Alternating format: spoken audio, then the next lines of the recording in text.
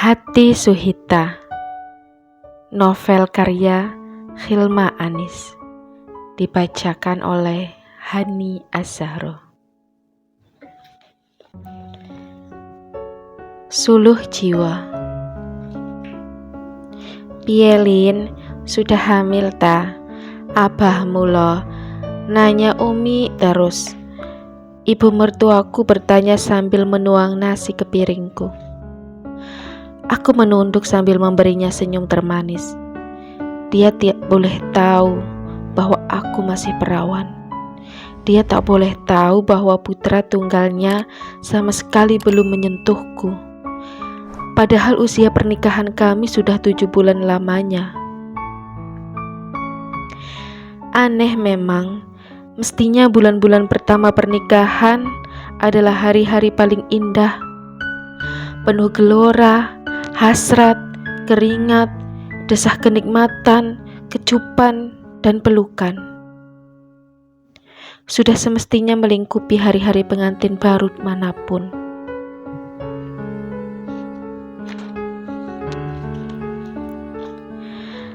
Tapi yang terjadi padaku adalah hari-hari suwung, hubungan yang anyep, dan kesedihan yang selalu kubungkus dengan derai-derai tawa.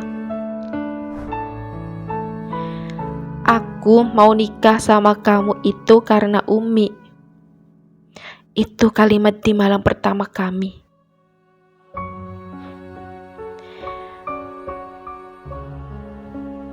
Sejak aku masih MTS, berkali-kali Umi bilang kalau jodoh untukku sudah disiapkan.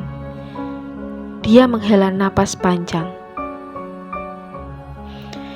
Perjodohan itu tidak ada dalam kamus hidupku. Aku ini aktivis. Aku teriak setiap hari soal penindasan, soal memperjuangkan hak asasi. Kawan-kawan menertawaiku karena aku tidak bisa memperjuangkan masa depanku sendiri. Semua kawanku kecewa dengan perjodohan ini.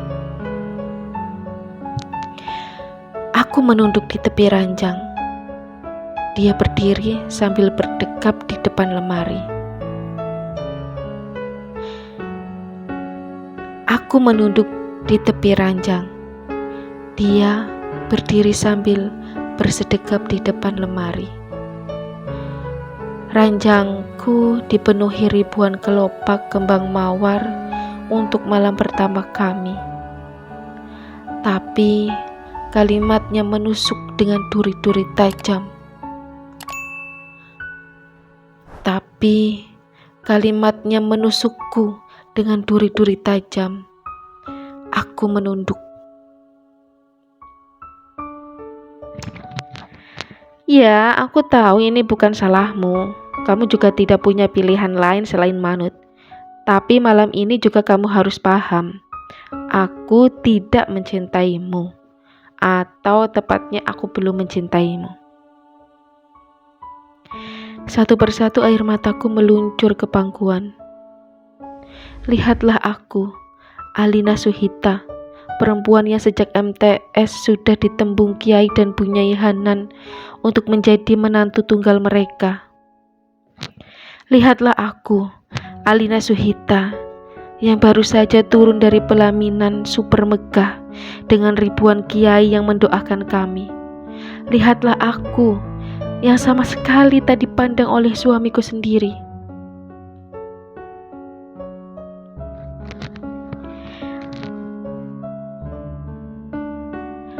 Tapi ya bagaimana? Umi, apalagi Abah, sangat mengandalkan kamu membesarkan pesantren ini. Aku bisa apa? Aku kadung dituduh gak bisa apa-apa. Dia terduduk di sofa, menatapku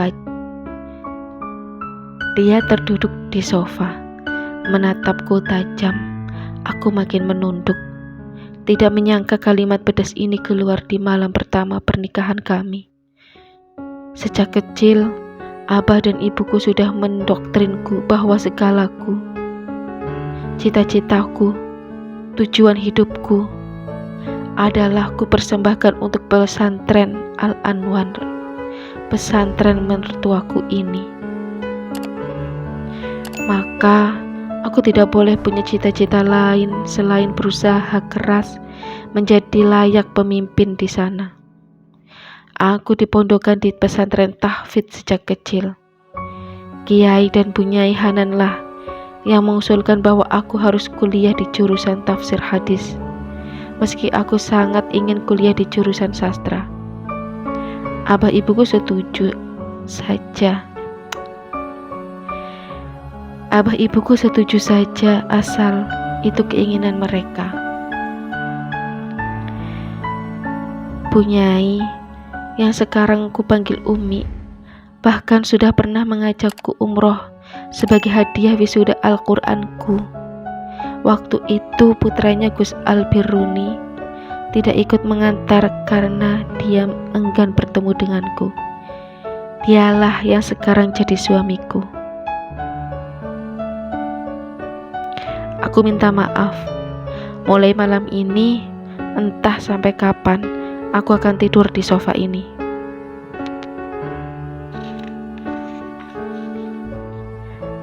Aku makin menunduk.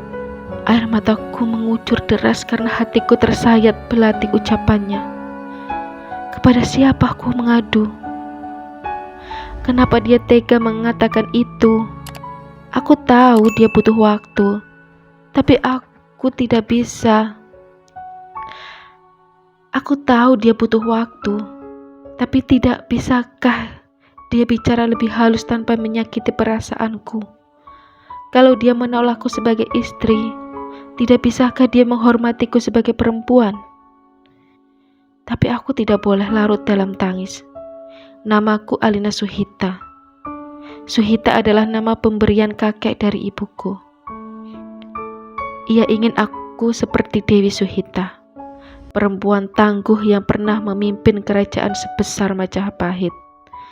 Perempuan hebat yang tegar walau di masa kepemimpinannya ada perang Parikrek yang memilukan itu. Maka saat Mbah Yai Rofik, kakek dari pihak abahku, memberiku nama Alina Salma dari kata Alima Salma, kakekku dari pihak ibuku mengubahnya menjadi Alina Suhita. Aku tahu kakek ingin aku tegar di masa depanku. Mungkin inilah saatnya. Nggih Gus, saya maklum. Ku angkat kepala setelah ku hapus air mataku. Dia melihat HP-nya saat aku bicara. Sama sekali tidak memelirikku. Malam-malam setelahnya, perjuanganku dimulai. Tidak ada perang Parikrek di hidupku, tapi perang batinku lebih dahsyat dari perang manapun.